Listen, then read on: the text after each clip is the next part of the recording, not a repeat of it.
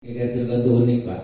Jangankan harta peninggalannya, anak keturunannya aja juga terputus. Hanya beberapa orang diantaranya Agus, ya, kemudian Pak Asep, kemudian saya terakhir itu ada nemu datang ke rumah Haji Ndung, katanya ditangkap Belanda, dibilang yang rumahnya disempuk. Oleh karenanya untuk menemukan peninggalan-peninggalan seperti itu perlu kerja keras. Dan anehnya, bukan aneh ya, saya menemukannya di luar kota Cilegon itu, menanyakan tentang cerita Geger Cilegon itu lebih tergambarkan, misalnya di Manado, di Tondano. Mungkin kalau saya cari peninggalan-peninggalan bisa juga ada. Dan ada satu lagi benda yang cukup bersejarah, itu adanya memang jauh. Mungkin itu anggarannya juga gede karena harus sewa kapal Bu. Karena itu ada jubah, ada apa namanya, udang-udang, kemudian kitab-kitabnya itu mungkin dibawa ke sana ketika dibuang. Kan Belanda mengizinkan, walaupun dibuang si kiai ini, Belanda itu tetap mengizinkan membawa kitab-kitab ke sana itu. Jadi dikumpulkan di sana satu peti, dan sekarang itu terpisah disimpan di pojok. Dan kalau seandainya ada yang meninggal di Cilegon, itu malamnya itu peti itu gerak-gerak di sana. Jadi orang di apa namanya, di Banda Neira itu tahu, oh di Cilegon ada yang meninggal ya, dan mendapat kabar gitu. Itu faktor kebetulan yang memang mungkin ada tikus atau apa begitu ya. Tetapi itu hal-hal bisnis seperti itu memang harus dipelajari. Tadi itu disampaikan siapa? Harus dicari logikanya begitu, logikanya. Karena memang itu ada di antara ini. Jadi itu juga perlu dikejar karena itu milik orang Cilegon yang ada di Pulau Banda Neira, jauh sekali. Itu mungkin anggarannya cukup besar karena ini kebetulan juru kuncinya ini aja, ya bisa dihubungi gitu. Cuma kan harus naik kapal jauh. Yang kedua memang untuk daerah Cilegon barangkali ya nanti bisa dikumpulkan dan pernah dipamerkan kemarin itu juga banyak benda-bendanya.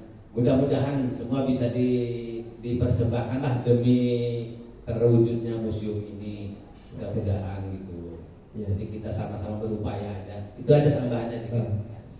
Nah, ini lebih merujuk kepada Geger Cilegon. Namun sebelum Pak Didi, izinkan saya untuk menonton terlebih dahulu ya, karena di posisi ini saya yang pernah melakukan sebuah pameran juga terkait kebendaan peninggalan Geger Cilegon. Nah gitu. Ketika berbicara sejarah kita tidak akan terlepas dari babak atau periodisasi.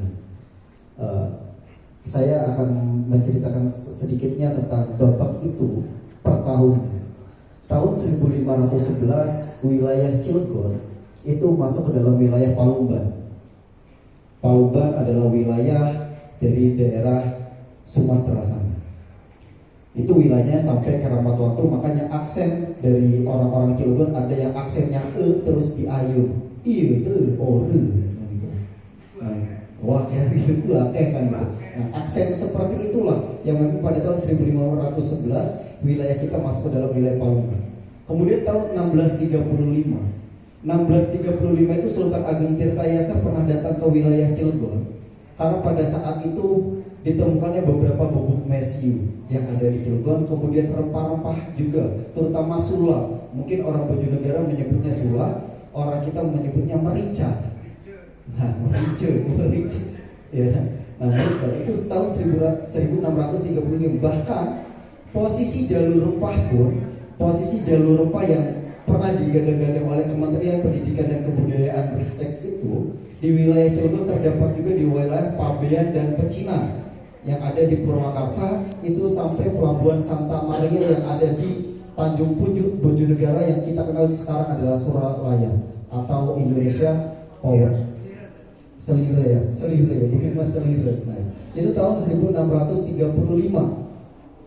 Tahun 1850, nah di sini mungkin puncak perlawanan yang ada di Provinsi Banten, dari mulai Nyimas Gampara, kemudian Nyimas Jakarta dan sampai puncaknya tahun 1888, namun sebelumnya di 1883 terdapat peristiwa Gunung Krakatau meletus. Nah, di posisi inilah bagaimana perpindahan Afdeling Anyar 1883 ke 1884 di kota Cilegon. Nah, itu juga perlu diberitahu kepada anak-anak bagaimana perpindahan Afdeling Anyar ke Afdeling Cilegon 1884.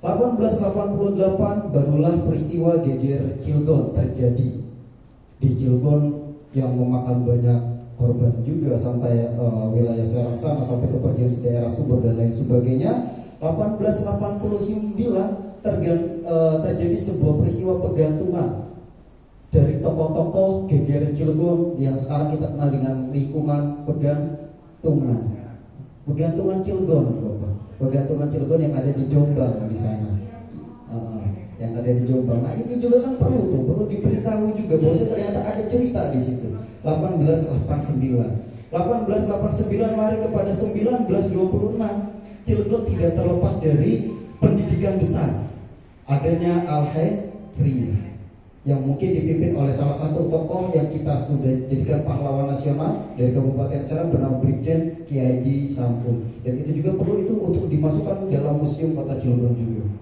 1926 lari ke 1935 terjadi seminar nasional yang pernah dilakukan di Cilegon bernama Seminar Ilmu Falak di Al-Jawratun Nakiyah pada saat itu oleh Kiai Haji Wahab Hasbullah, dan itu arsipnya ditemukan di Lempuyang Tanara. Saya sudah mendigitalisasi arsip tersebut, dan ini juga bisa dijadikan ke museum tersebut juga. 1945 masa kemerdekaan. 1945 bagaimana pada saat itu Cilegon menjadi sebuah kota administratif, dan baru setelah itu kota Madya, baru sekarang jadi kota seperti ini di tahun 1999, dan Cilegon sekarang mau seperti apa nanti ke depannya. Nah, banyak. Belum saya masukkan lagi juga Triko. Kalau misalkan kita main ke museum Multatuli, ini jadi ajang bukan ajang ini ya, perbandingan saja.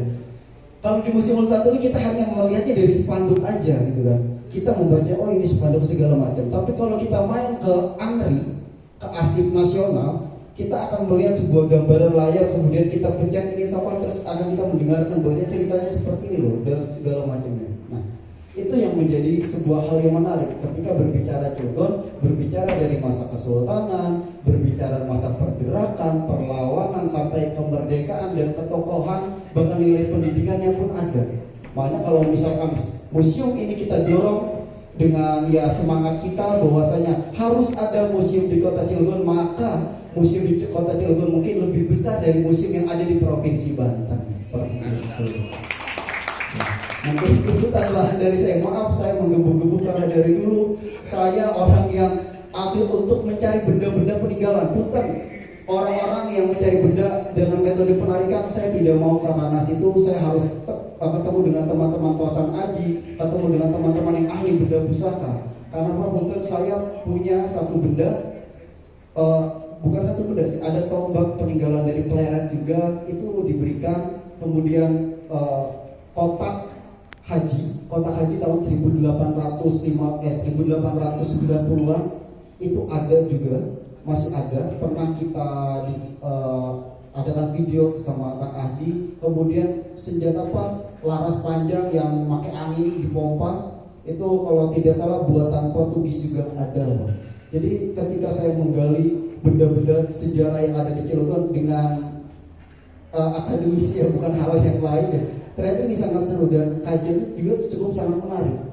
Karena ketika saya menemukan sebuah benda peninggalan ini, saya konfirmasi ke teman-teman yang ada di Jawa, yang ada di Jakarta dan lain sebagainya. Karena kita juga masuk ke dalam Sabta Sidikara Indonesia, pertemuan komunitas museum se-Indonesia, Pak. Nah itu mungkin dari saya sih, Pak. Selanjutnya mungkin Bapak akan menjawab dari beberapa pertanyaan teman-teman semua di sini. Ya, karena waktu kita juga sampai jam 4 masih agak lama waktu kita. Ya, Bapak.